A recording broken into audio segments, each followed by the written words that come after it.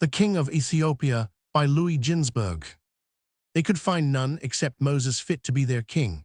They hastened and stripped off each man his upper garment and cast them all in a heap upon the ground, making a high place, on top of which they set Moses. Then they blew with trumpets and called out before him, "Long live the king, long live the king."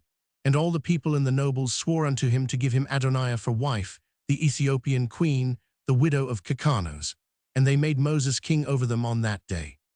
They also issued a proclamation, commanding every man to give Moses of what he possessed, and upon the high place they spread a sheet, wherein each one cast something, this one a gold nose ring, that one a coin, and onyx stones, bdellium, pearls, gold, and silver in great abundance.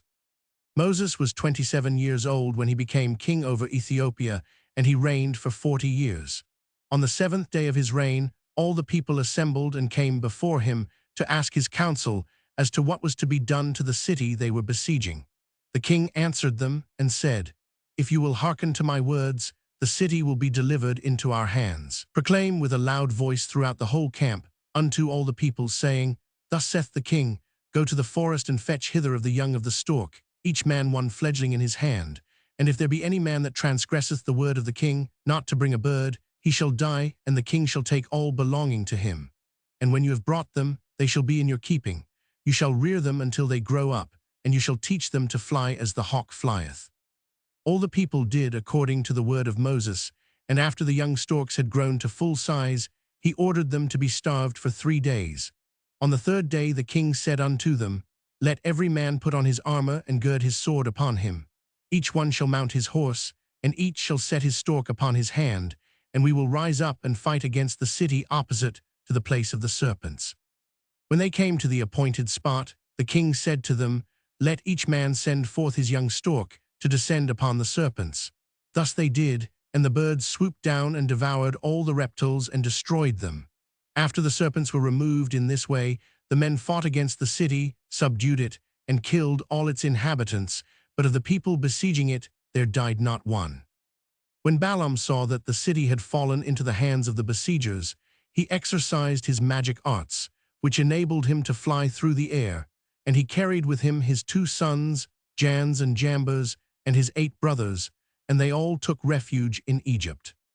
Seeing that they had been saved by the king, and the city had been taken by his good counsel, the people became more than ever attached to him. They set the royal crown upon his head, and gave him Adoniah, the widow of Kikanos, to wife. But Moses feared the stern God of his fathers, and he went not in unto Adoniah, nor did he turn his eyes toward her.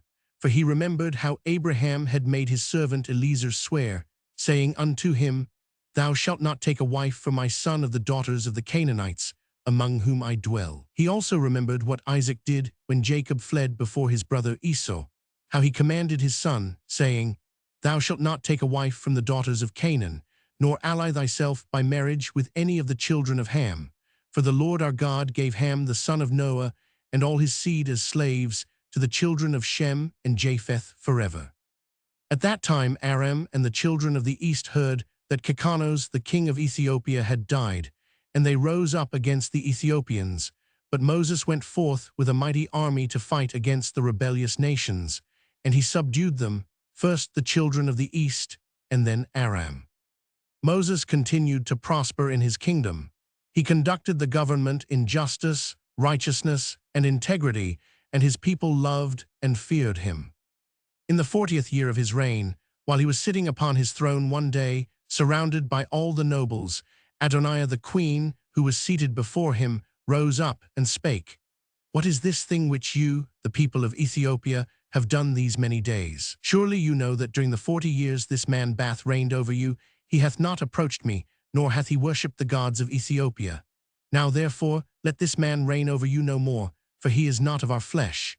Behold, Monarchos my son is grown up, let him reign over you. It is better for you to serve the son of your lord than a stranger, a slave of the king of Egypt." A whole day the people and the nobles contended with one another, whether to pay heed to the words of the queen. The officers of the army remained faithful to Moses, but the people of the cities were in favor of crowning the son of their former lord as king. The following morning they rose up and made Monarchos, the son of Kikanos, king over them, but they were afraid to stretch forth their hand against Moses, for the Lord was with him. They also remembered the oath they had sworn unto Moses, and therefore they did him no harm. Moreover, they gave many presents to him, and dismissed him with great honor. When Moses left Ethiopia, in the 67th year of his age, it was the time appointed by God in the days of old to bring Israel forth from the affliction of the children of Ham. But fearing to return to Egypt on account of Pharaoh, Moses journeyed to Midian. 80.